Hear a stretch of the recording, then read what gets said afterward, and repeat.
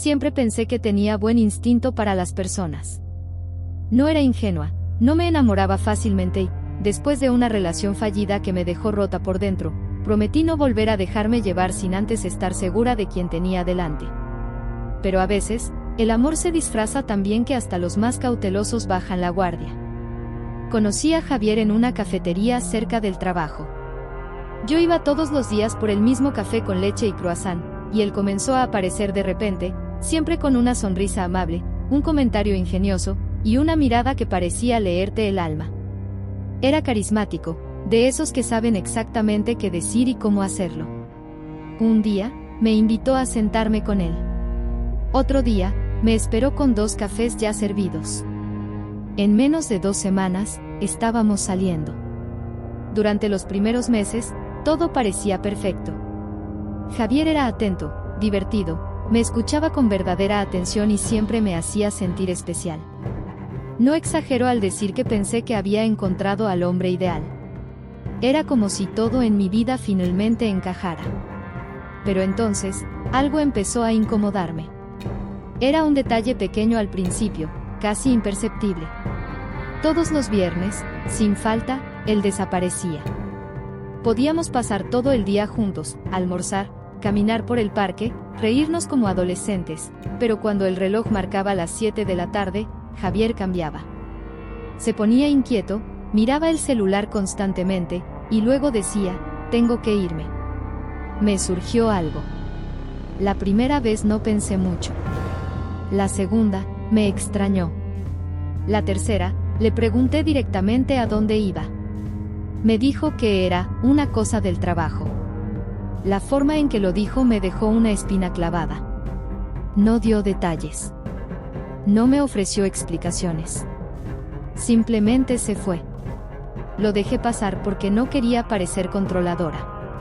Me repetí a mí misma que todos tenemos derecho a nuestro espacio, que él no tenía por qué rendirme cuentas de cada cosa que hacía.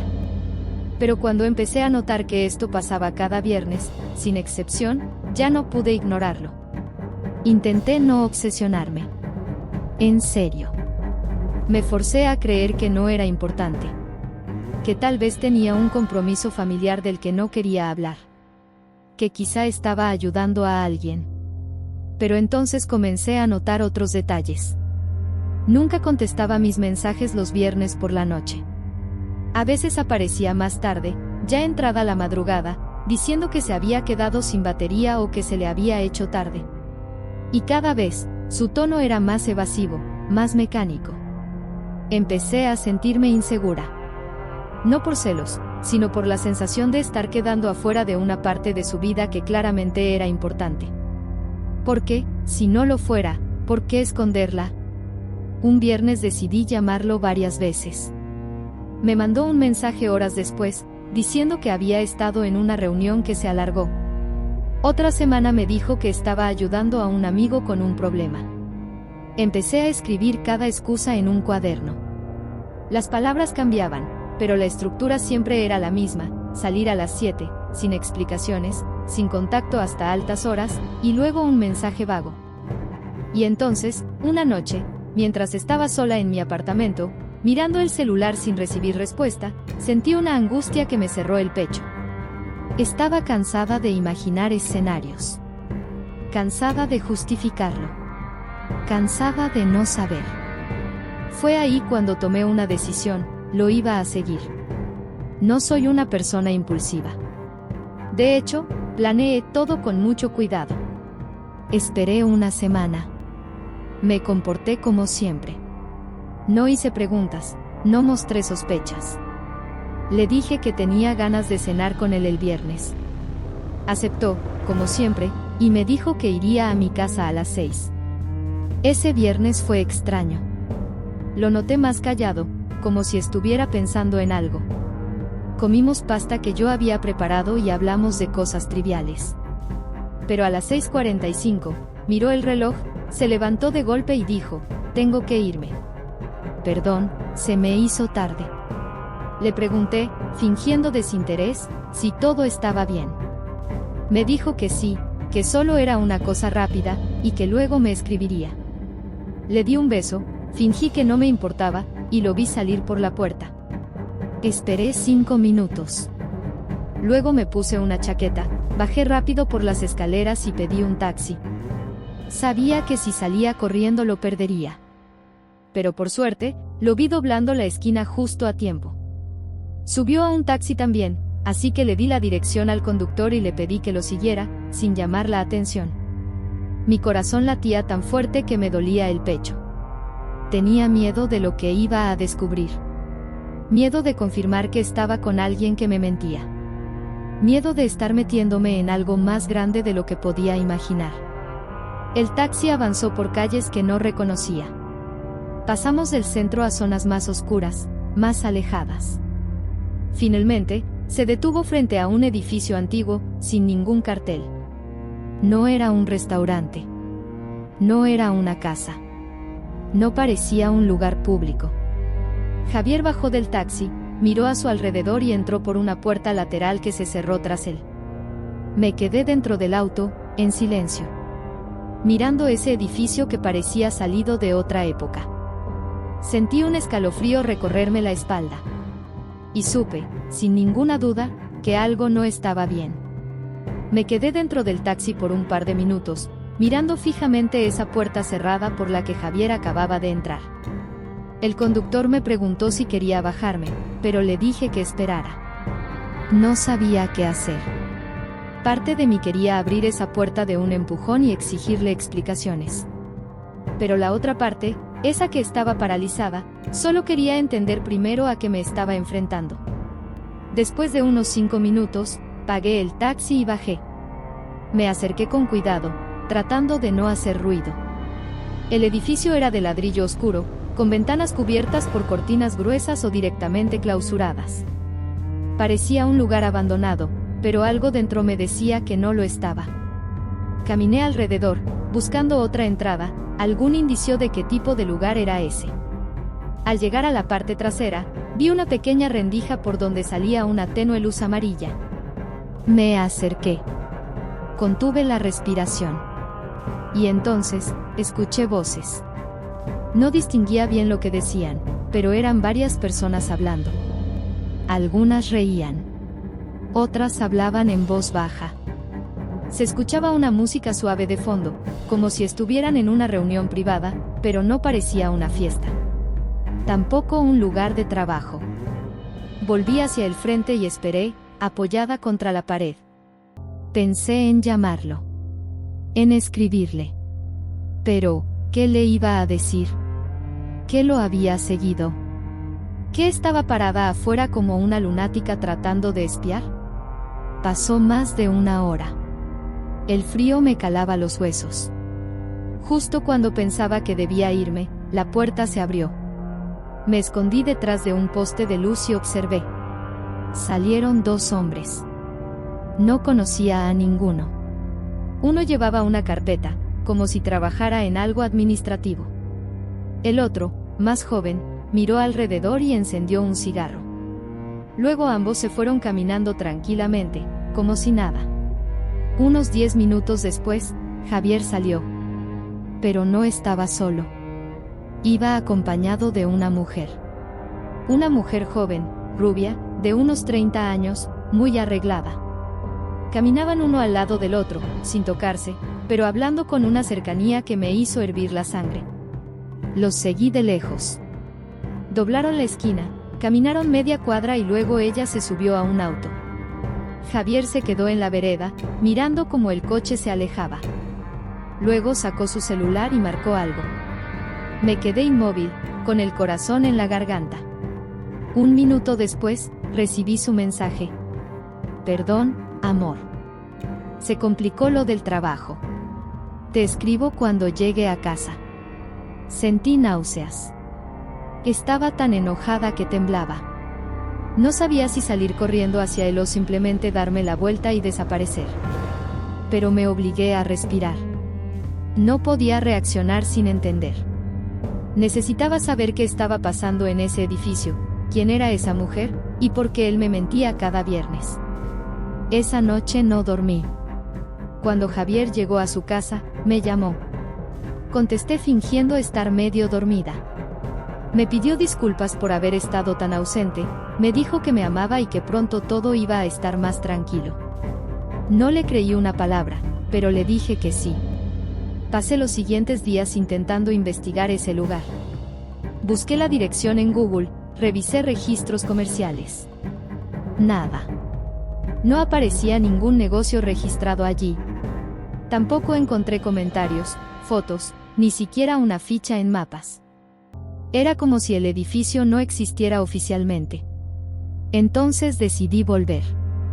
El viernes siguiente, le dije a Javier que tenía planes con unas amigas. Me dijo que era perfecto, que él tenía que trabajar tarde otra vez. Por dentro me hervía la rabia, pero le respondí con normalidad. Esta vez fui más temprano. Me escondí frente al edificio desde las 6, en una esquina con buena visibilidad. Lo vi llegar a las 6:45. Entró sin mirar a su alrededor. Esperé otra vez. Y entonces, por primera vez, vi llegar a más personas. 2 mujeres con ropa elegante. Un hombre mayor con maletín. Una joven con expresión nerviosa. Todos entraban por la misma puerta. Todos sin saludar, sin hacer ruido. Como si supieran que lo que estaban haciendo no debía ser visto. A las 8, salí de mi escondite y me acerqué. Toqué la puerta. Nada. Volví a tocar, más fuerte. Se abrió una ventanilla pequeña. Una mujer me miró desde el otro lado. ¿Nombre?, preguntó. Me quedé en blanco. Vine a buscar a alguien, improvisé. La mujer me observó en silencio, con expresión neutra. Luego dijo: si no estás en la lista, no podés entrar, dijo. ¿Lista? ¿Qué es este lugar? No estás en la lista, repitió. Y cerró la ventanilla. Me quedé parada frente a la puerta unos segundos más, sintiéndome una idiota. ¿Qué clase de sitio tenía lista de entrada un viernes por la noche? ¿Qué estaba haciendo Javier ahí dentro? Esa noche, no respondí sus mensajes. Al día siguiente, le dije que estaba enferma. Durante el fin de semana, me trató con una dulzura inusual. Como si supiera que algo estaba mal. Como si intentara compensar. Pero yo ya no era la misma. Había algo más oscuro en todo esto. Algo que me hacía pensar que Javier no solo me ocultaba algo, sino que tal vez estaba metido en algo peligroso. Y lo peor era que, cuanto más buscaba respuestas, más preguntas aparecían. Durante la semana, me convertí en una versión de mí que no me gustaba. Estaba ansiosa, paranoica, revisando el celular cada media hora, analizando cada palabra que Javier me decía como si fuera una pista. Dejé de dormir bien. Mis amigas notaron que algo me pasaba, pero no sabía cómo explicarles sin sonar loca. ¿Cómo decirles que había seguido a mi novio y descubierto que cada viernes entraba a un lugar secreto, con una lista de entrada, de donde salía acompañado por una mujer diferente cada vez? Porque sí, eso fue lo que descubrí después. Seguí volviendo. Cada viernes, desde la distancia, observaba. Un día, lo vi salir con otra mujer. No era la rubia de la primera vez. Esta era morena, de unos 40, con mirada triste. Otra semana, salió solo, pero con la ropa arrugada y cara de agotamiento. En otra ocasión, lo vi abrazar a una chica joven que lloraba, mientras la acompañaba a un taxi. No sabía qué pensar. El patrón era demasiado extraño. Ninguna de esas mujeres se parecía. No eran clientas. No eran amigas. Y si era algo relacionado con trabajo, ¿por qué tanto secreto? Una noche, decidí que no podía más con la incertidumbre. Necesitaba hablar con alguien. No podía seguir cargando todo esto sola. Así que llamé a Lucía, mi mejor amiga. Nos juntamos en un bar. Ella me miró con atención mientras le contaba todo. Al principio pensó que estaba exagerando. Pero cuando le mostré fotos que había tomado, Javier entrando al edificio, las mujeres saliendo, la dirección del lugar, su cara cambió. Esto es raro, de verdad, dijo en voz baja. ¿Y nunca entraste? No me dejaron. Hay una lista. Solo entran los que están registrados. Lucía se quedó pensativa. Una amiga mía trabaja en servicios sociales. Voy a preguntarle si sabe algo de ese lugar. No tenía muchas esperanzas, pero le agradecí. Pasaron 2 días. El lunes al mediodía, Lucía me llamó. Tenemos que hablar. Urgente. Nos encontramos en el parque. Ella llegó seria, sin una pizca de su energía habitual. Averigüé, dijo. Ese edificio es una sede clandestina de un grupo de apoyo, pero no es oficial, ni está registrado legalmente. ¿Grupo de apoyo? Pregunté confundida. Para personas que perdieron a alguien. Violencia, abuso, abandono. Es intenso. Algunas de las historias son muy pesadas. No lo promueven públicamente porque muchas de las personas que van allí lo hacen en secreto. Por vergüenza. Por miedo. Algunos están escapando de situaciones complicadas. Me quedé helada. No esperaba eso. ¿Y Javier? Pregunté. Lucía suspiró. No figura como organizador, pero mi amiga dijo que algunas personas van como voluntarios. Acompañan. Escuchan. Sostienen a los demás. Me quedé en silencio, tratando de procesar. ¿Estás diciendo que él ayuda ahí? Es una posibilidad. Pero si es así, ¿por qué no te lo dijo? Buena pregunta. ¿Por qué no me lo dijo? Volví a casa hecha un torbellino. Quería creer que Javier era una especie de héroe silencioso, alguien que ayudaba sin pedir reconocimiento. Pero, ¿por qué tanto misterio? ¿Por qué nunca me habló de eso, ni una sola vez? Esa noche, cuando lo vi, le pregunté directamente. ¿Dónde estuviste el viernes? Su expresión cambió en un segundo. Esa forma en que apretó los labios, ese gesto sutil de defensa. En el trabajo, respondió. No es verdad. Se quedó en silencio. Sé que vas a un edificio viejo, en la calle San Martín. Te he visto entrar. Te he visto salir con mujeres distintas. Te seguí. El silencio se volvió espeso. Por un momento, pensé que iba a negarlo. Pero no lo hizo. No puedo hablar de eso, dijo en voz baja. ¿Por qué no? No puedo, Sofía. No es mi historia para contar. Sentí un golpe en el estómago. ¿Qué significa eso? Significa que hay personas que han sufrido cosas horribles. Que vienen a ese lugar buscando contención. Ayuda. Y que si yo ando hablando de eso con cualquiera, estoy traicionando su confianza.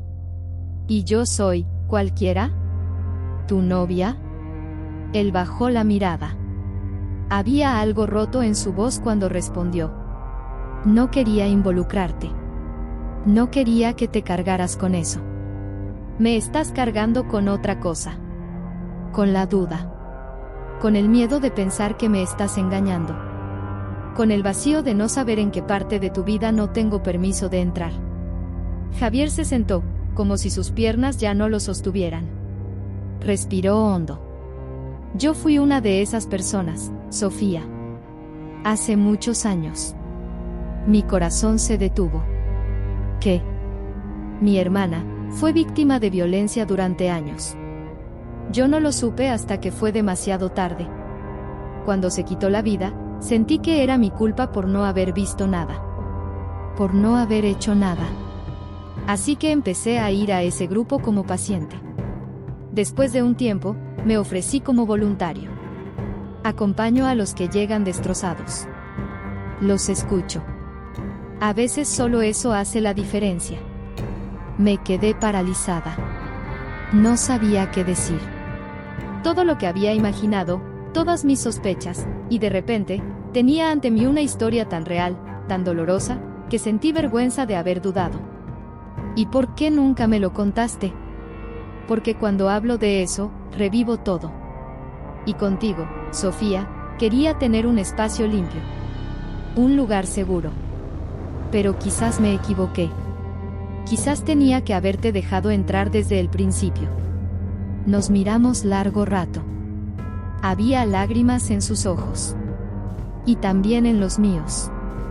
Pero dentro de mí, algo seguía sin cerrar. Porque aún no entendía quiénes eran esas mujeres con las que lo había visto salir. Ni por qué, una semana después, cuando volví a pasar por ese lugar por pura curiosidad, el edificio estaba completamente vacío. Cerrado. Como si nunca hubiera existido. Durante días, traté de digerir todo lo que Javier me había dicho. Su historia, su dolor, su intención de ayudar, todo parecía tan humano, tan sincero, que me sentí culpable por haber desconfiado. Quise pensar que la oscuridad que había sentido era solo miedo mío. Una proyección. Pero algo no encajaba. No era solo intuición. Era algo más concreto, el edificio. Esa sede clandestina, ese lugar de ayuda del que Lucía me había hablado, de repente, había desaparecido. Fui un martes, como quien no quiere la cosa. Cerrado. Volví un viernes, a la hora en que antes se llenaba. Nadie. Silencio total. Ventanas cubiertas, puerta cerrada con candado. Ninguna señal de movimiento. Ni siquiera Javier volvió a mencionarlo. Lo observaba los viernes, y ahora, se quedaba en casa. Como si todo hubiera sido un sueño. O como si supiera que yo lo estaba mirando. Una noche, no pude más. Lo encaré. ¿Qué pasó con el grupo?, pregunté de golpe. Javier me miró confundido. ¿Qué grupo? El de ayuda. El lugar donde ibas todos los viernes. Ese que ahora está vacío. Él parpadeó un segundo. Luego, bajó la mirada. Cerraron, dijo, sin más. ¿Por qué? Hubo una denuncia anónima. Dijeron que estábamos operando sin autorización. Que no teníamos psicólogos habilitados. Tuvimos que parar. Su voz sonaba seca. Casi ensayada. ¿Y ya no ayudas más a nadie?, insistí. Él se encogió de hombros. Estamos viendo cómo rearmarlo en otro lugar. Pero lleva tiempo. Algo en su tono no me convencía. No era tristeza. Era evasión.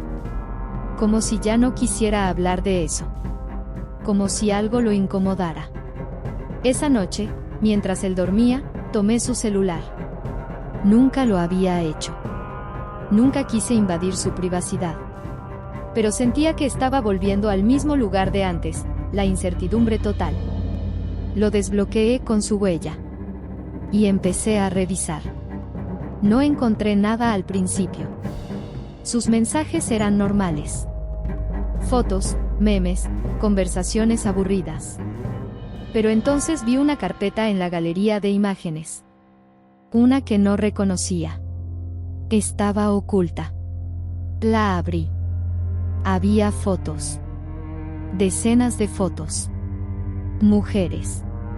Mujeres llorando. Mujeres en salas pequeñas. Mujeres abrazadas a Javier. En todas, él parecía otra persona. Más serio. Más frío. Más ausente. En algunas, él no miraba a la cámara. En otras, las mujeres lo miraban a él con una expresión que me congeló el alma. Admiración. O dependencia. O algo más difícil de describir. No entendía nada. ¿Por qué tenía esas fotos? ¿Con qué objetivo? Y entonces encontré un video. No duraba mucho. Lo abrí con el corazón latiéndome en los oídos. En la grabación, Javier estaba sentado en una sala pequeña, frente a una chica joven. Ella hablaba con voz temblorosa. Contaba algo sobre su padre. Sobre abusos. Sobre miedo. Javier la escuchaba en silencio. Al final del video, él le toma la mano. Y le dice algo que no pude oír bien. Pero su cara no era la cara del Javier que yo conocía. Era una mezcla de compasión y poder. Sí, poder. Como si él supiera que tenía a esa chica completamente bajo su control emocional. Cerré el celular temblando. No podía entender qué estaba viendo. Si esas imágenes eran parte de su trabajo como voluntario, ¿por qué guardarlas? ¿Por qué tenerlas ocultas? ¿Por qué esas expresiones? Dormí poco esa noche. Al día siguiente, lo observé con otra mirada. Sus gestos, sus silencios, su forma de evitar el tema. Y entonces, un detalle. Un mensaje. Una notificación de correo que apareció en su pantalla, sin que él lo notara. Nuevo ingreso confirmado, viernes 20 HS. ¿Ingreso? ¿A qué? Ya no usaba el edificio de antes. ¿Habían encontrado otro lugar? Lo seguí ese viernes. Sin que lo supiera. Y sí. Había otro lugar. Una casa antigua, a las afueras de la ciudad. Más discreta. Más escondida. Lo vi entrar. Y esta vez, decidí entrar también. Esperé a que alguien abriera. Me acerqué por detrás de un grupo de personas que llegaban. Me mezclé. Y pasé. La casa estaba llena. Gente sentada en sillas, en pequeños círculos. Conversaban. Lloraban. Compartían historias. Y él, en el centro. Como un guía. Como un líder. Como alguien que todos miraban con devoción. Me escondí en un rincón. Y escuché. Lo más importante, decía Javier con voz firme, es que aquí no hay juicio. No hay afuera. No hay pasado. Solo lo que somos ahora. Y lo que podemos ser juntos. La gente asentía. Algunos lloraban. Una mujer se acercó y lo abrazó. Y yo sentí un frío en el pecho. No era solo un grupo de apoyo. Era algo más. Algo que aún no entendía del todo. Pero que ya no podía ignorar. Salí de esa casa como si hubiese cruzado un umbral invisible. El aire afuera era distinto. Más denso. Más frío. Como si algo se me hubiese pegado a la piel. Todo lo que vi ahí adentro, no era exactamente lo que Javier me había contado. Sí, había gente vulnerable. Sí, había dolor. Pero también había una energía extraña, casi religiosa. Las personas lo miraban como si él fuera más que un simple voluntario. Como si fuera un salvador. Un faro. Una figura que tenían miedo de cuestionar. Y él, parecía cómodo en ese lugar. En ese rol. Durante días, no supe qué hacer. No podía simplemente confrontarlo con eso. Él no sabía que yo había estado ahí. Pero cada vez que me hablaba, cada gesto suyo, me parecía parte de una máscara. Hasta que encontré algo más. Una noche, mientras él se bañaba, revisé su computadora. No lo hice por maldad. Fue desesperación. Necesitaba saber. Entender. Confirmar si lo que sentía era real o solo parte de mi paranoia. En su escritorio había una carpeta con nombre en clave, ciclos. Dentro, había archivos de texto. Cientos. Notas sobre personas. Fechas. Progresos. Y algo más. Un documento llamado Reglas Internas. Lo abrí. Era un conjunto de normas para los miembros del círculo. Algunas eran comprensibles: confidencialidad, asistencia obligatoria, respeto mutuo. Pero otras: no mantener contacto con familiares durante el proceso. Evitar vínculos fuera del grupo sin supervisión. Confiar plenamente en la guía del facilitador. El facilitador está autorizado a tomar decisiones por el bien emocional del miembro. Sentí un nudo en la garganta. Eso no era ayuda. Eso era control. Manipulación. Un sistema diseñado para aislar, para volver dependientes a personas que ya venían rotas desde antes.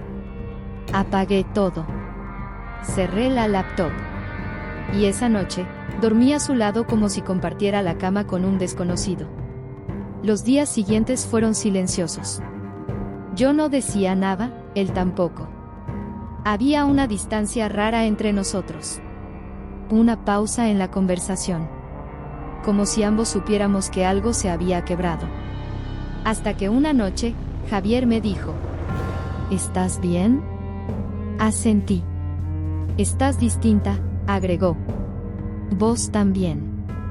Nos miramos en silencio. Y en ese momento, decidí hablar. Estuve en la casa. El viernes. Te vi. Su rostro cambió de inmediato. Primero sorpresa. Luego, algo que no supe identificar. ¿Entraste? Sí. No dijo nada.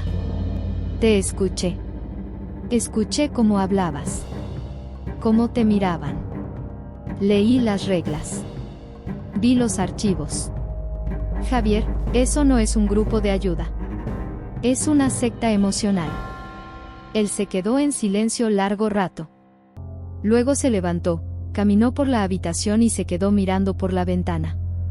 No entiendes lo que es estar roto, dijo por fin. No entiendes lo que es sentirse invisible, perdido. Esa gente no necesita psicólogos fríos ni instituciones. Necesita presencia. Una comunidad. Un propósito. Eso les damos. ¿Y vos qué sacás de eso? Él se giró hacia mí.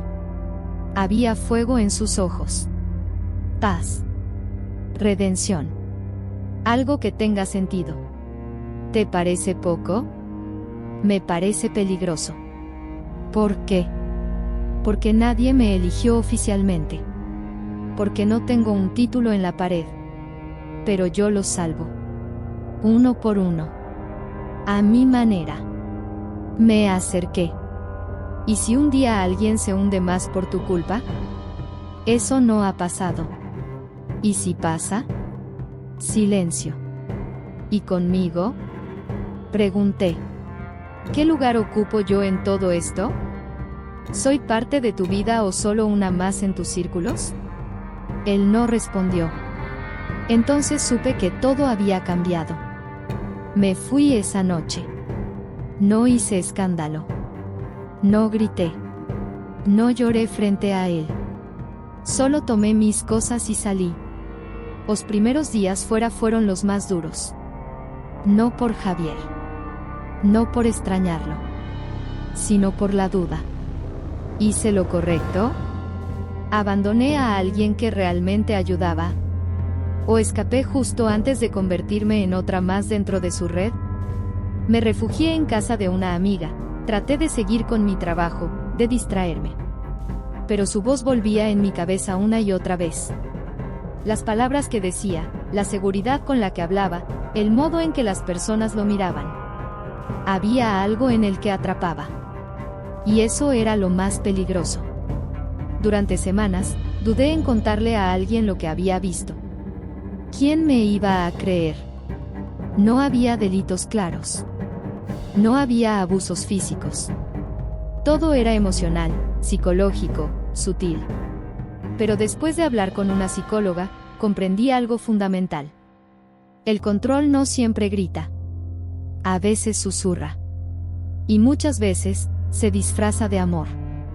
Así que tomé valor. Contacté a una de las mujeres que había visto en sus archivos. Me costó encontrarla, pero lo logré. No le conté todo al principio. Solo le pregunté si seguía en contacto con Javier. Si seguía yendo a las reuniones. Ella respondió rápido. No. Me fui. Me hizo bien al principio, pero después, me sentí atrapada. Culpable si faltaba. Confundida. Me alejé de mi familia. Estuve a punto de perder el trabajo. Tuve que irme sin avisar. Le agradecí. No necesitaba más pruebas. Javier no era un monstruo. No era un criminal. Pero era alguien roto, que había aprendido a llenar su vacío controlando a otros rotos. Y aunque quizás no lo hacía con maldad, el daño igual estaba ahí. No volví a contactarlo. No hice denuncias. No armé escándalos. Simplemente, me alejé. Empecé terapia. Empecé a escribir. A reconstruirme. Y con el tiempo, entendí que las personas como Javier existen en todas partes. A veces se esconden detrás de buenas intenciones. A veces ni siquiera saben el daño que causan. Pero uno no puede salvar a alguien que no quiere verse a sí mismo. Hoy, cada vez que es viernes por la noche, miro el reloj. No porque lo extrañe, sino para recordarme que fui valiente. Que seguí mis dudas. Que me elegí a mí. Y que a veces, el amor, también se deja. Si esta historia te tocó de alguna manera, si alguna vez tuviste dudas que no supiste explicar, o sentiste que algo no estaba bien aunque todos dijeran lo contrario, déjame un comentario. Quiero leerte. Y si quieres seguir escuchando historias que marcan, reales, intensas, como esta, suscríbete al canal, activa la campanita y dale like a este video. Tu apoyo hace toda la diferencia. Gracias por estar aquí. Nos vemos en la próxima historia.